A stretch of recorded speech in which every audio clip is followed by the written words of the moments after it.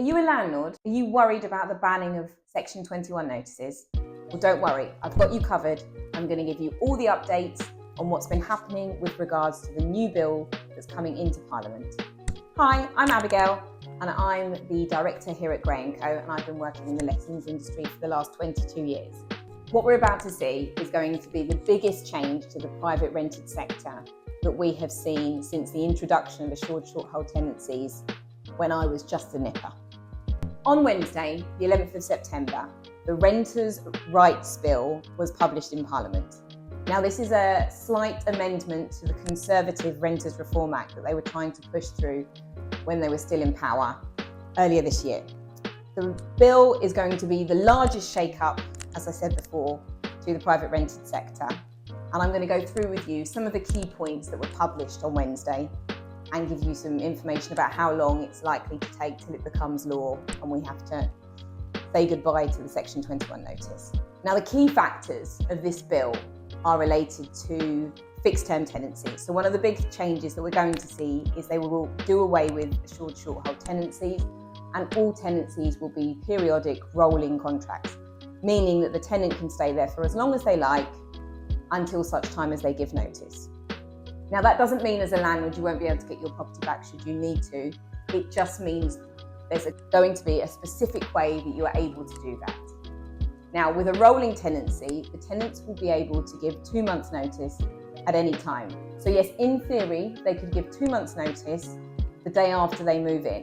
And there is some talk that a lot of landlords are worried about an Airbnb-light tenancy appearing, but I think for the time being, we don't need to worry too much about that. And most tenants that we know really don't want to be moving all the time, and that's kind of the point of the bill. The other thing that will be important with this is that landlords will be able to give their tenants 4 months' notice to vacate under certain circumstances. So if you want to move into your property, or if you want to sell your property, or if the tenants are in rent arrears, you will be able to give notice. It will, however, be a 4 months' notice, and there will be a 12-month protected period in that first 12 months the tenant moves into the property that you will not be able to serve notice on them. Now, I know that this is all very scary, but change is afoot and we are going to have to roll with it. So we just have to see what regulations come in and how we're going to deal with them. So don't panic yet. And we're here to help to stop you panicking. One of the other key factors is that the decent home standard, which applies to the public sector housing, is going to be brought into the private sector housing, and also AWAB's law, which is regarding mould growth and condensation in properties. So this is going to be something that they're doing to raise the standards of the homes that tenants are living in. Now, the next thing they're going to be doing is expanding rent repayment orders. So if you are a law-abiding landlord, you have nothing to worry about here. This law is changing to try and eke out those landlords that are always bending or breaking the rules and not getting their just desserts. So that's a positive for all you good landlords out there. So the next thing they're going to tackle in that law is something we've been hearing a lot about recently, and that is tenancy bidding wars. So putting the property on the market and then having tenants come along a bit like an auction and bidding higher than the rent that's being advertised to secure themselves the property. Now, there will be ways that you can do different things with this. Maybe you're going to start quoting higher rents than you had originally anticipated on getting because of rental demand. And unfortunately, we're in a situation where rental stock is very low. There's not very much for people to pick from on the market. So I don't really know how they're going to navigate this one, but it will just be a case that you can no longer do that. So you will have to advertise set rent and you will not be able to rent it for a higher amount in tenancy rent increases.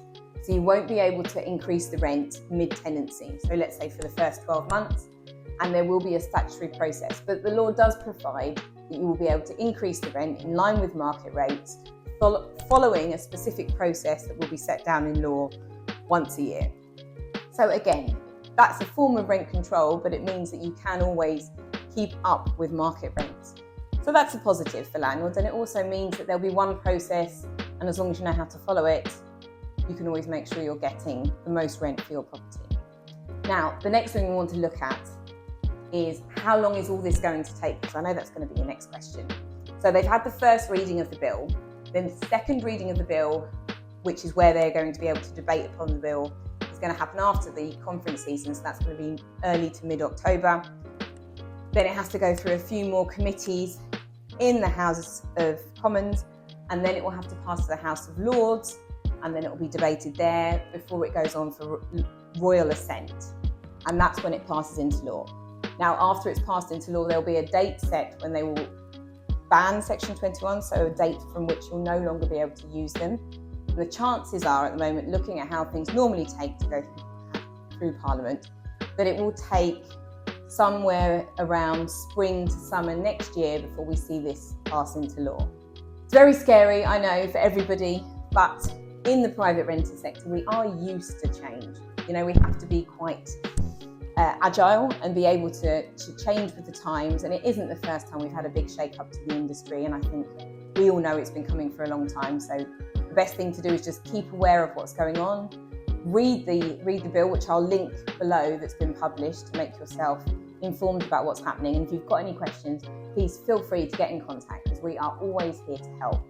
And it's going to be really key to be one step ahead of what's going on with the new bill when it comes into practice, and even before that, so you know what to expect and how to plan for the future. We're having these conversations with our clients at the moment.